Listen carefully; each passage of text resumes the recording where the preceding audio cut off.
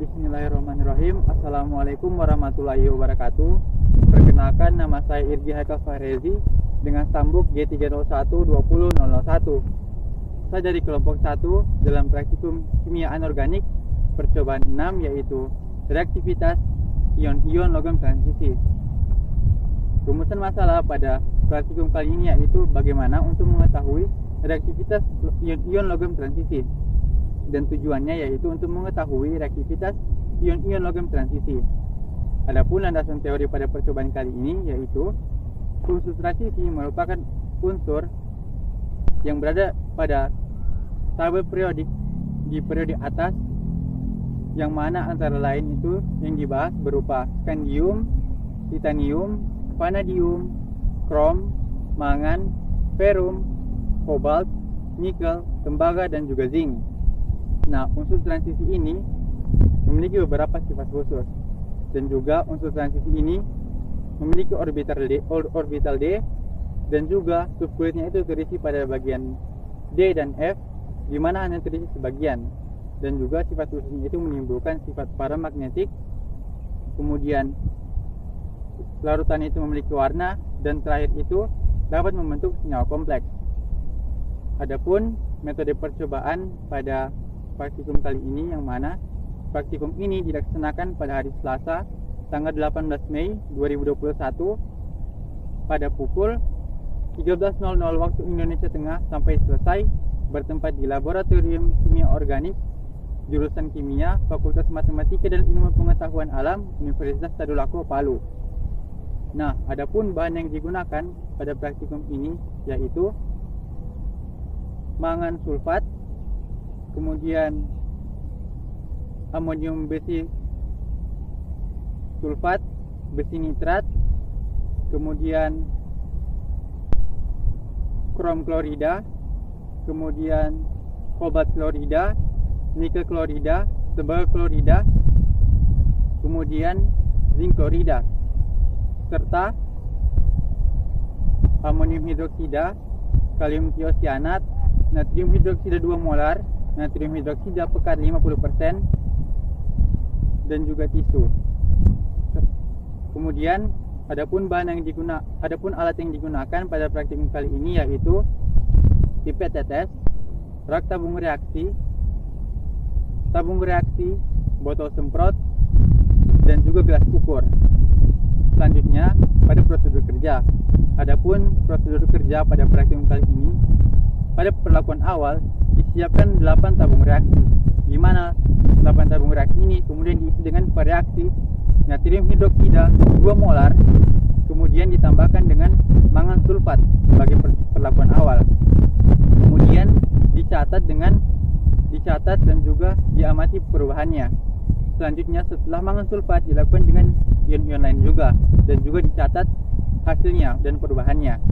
Pada perlakuan selanjutnya itu tetap sama, tetapi reaksinya dari natrium hidroksida 2 molar diganti dengan natrium hidroksida pekat 50%, kalium tiosianat, amonium hidroksida, dan juga natrium karbonat. Adapun hasil pengamatan pada praktikum kali ini, yang pertama dengan menggunakan natrium hidroksida 2 molar, untuk mangan sulfat didapatkan larutan berwarna coklat. Kemudian untuk FAS didapatkan larutan dengan warna hijau toska. Kemudian pada FeNO3 3 kali didapatkan larutan berwarna oranye. Kemudian pada CrCl3 didapatkan larutan berwarna hijau. Kemudian pada CoCl2 didapatkan larutan berwarna ungu. Kemudian pada CuCl2 dan NiCl2 itu larutan tetap tidak berubah warna, tetapi menghasilkan endapan. Dan yang terakhir itu dengan zinc sulfat dihasilkan larutan berwarna putih. Selanjutnya untuk perlakuan 2, hasil pengamatannya dengan menggunakan reaksi natrium hidroksida 50%. Untuk mangan sulfat didapatkan larutan berwarna kuning keruh. Kemudian pada FAS didapatkan larutan berwarna hijau.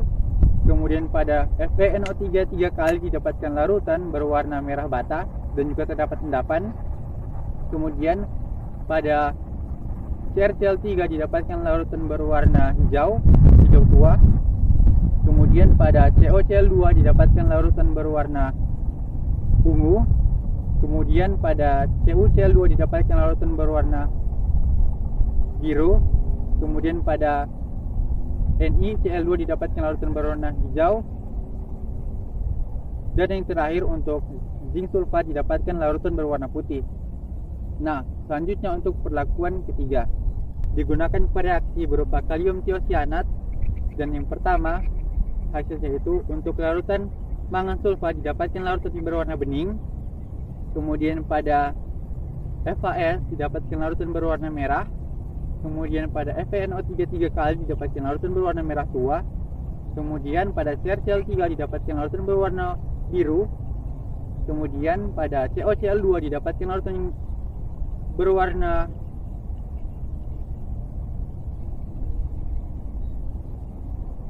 merah tua. Kemudian pada CuCl2 didapatkan larutan yang berwarna hijau. Kemudian pada NiCl2 dan zinc sulfat didapatkan larutan berwarna bening. Selanjutnya untuk hasil pengamatan perlakuan 4, digunakan reaksi berupa amonium hidroksida. Yang pertama hasilnya untuk mangan sulfat didapatkan larutan yang memiliki warna krim. Kemudian pada FAS didapatkan larutan berwarna abu-abu. Kemudian pada FeNO3 3 kali didapatkan larutan berwarna oranye. Kemudian pada larutan CrCl3 didapatkan larutan berwarna abu-abu. Kemudian pada CoCl2 didapatkan larutan berwarna ungu. Kemudian pada CuCl2 dan NiCl2 didapatkan larutan berwarna bening atau intinya tidak berubah larutannya dan terdapat endapan. Dan yang terakhir untuk zinc sulfat didapatkan larutan berwarna putih. Nah, adapun perlakuan terakhir dengan menggunakan reaksi natrium karbonat. Nah, untuk larutan pertama yaitu mangan sulfat didapatkan larutan berwarna putih. Kemudian untuk FAS didapatkan larutan berwarna abu-abu. Kemudian pada FeNO3 3 kali didapatkan larutan berwarna coklat ke orange. Kemudian pada CrCl3 didapatkan larutan berwarna abu-abu. Kemudian pada CoCl2 didapatkan larutan berwarna ungu. Kemudian pada CuCl2 didapatkan larutan yang tetap tidak berubah warna dan terdapat endapan. Kemudian pada NiCl2 didapatkan larutan dengan warna hijau. Dan yang terakhir untuk zinc sulfat didapatkan larutan yang berwarna putih. Nah, selanjutnya adapun pembahasan pada praktikum kali ini. Pada perlakuan pertama digunakan reaksi natrium hidroksida 2 molar, di mana ini sebagai reaksinya untuk menentukan reaktivitas uji positif dari unsur-unsur yang dilakukan uji coba, di mana yang diuji cobakan itu berupa bahan-bahan seperti mangan sulfat, FAS, kemudian CrCl3, CoCl2, CuCl2, NiCl2, kemudian zinc sulfat.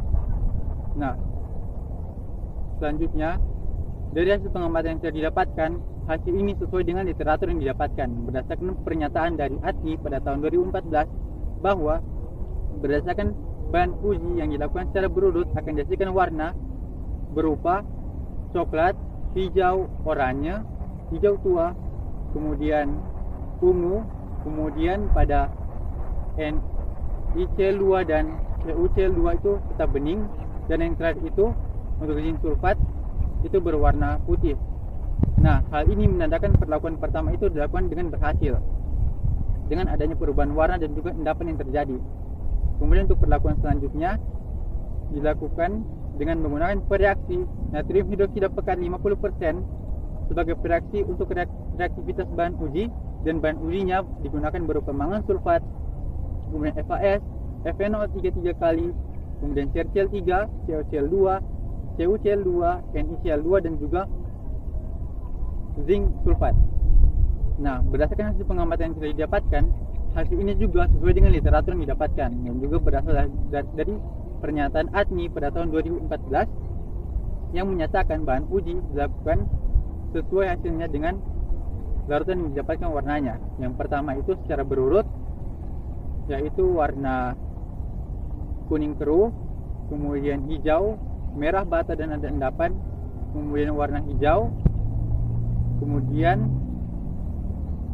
pada COCl2 berwarna ungu, kemudian pada CuCl2 itu berwarna biru, kemudian pada NiCl2 itu berwarna hijau, kemudian pada zinc sulfat didapatkan larutan berwarna putih. Hal ini menandakan bahwa perlakuan berhasil yang mana sesuai dengan literatur yang menandakan adanya reaktivitas ion logam transisi yang diuji cobakan.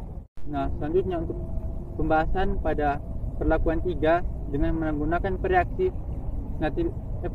kalium tiosianat untuk menguji reaktivitas dari unsur-unsur yang di bahan ujian.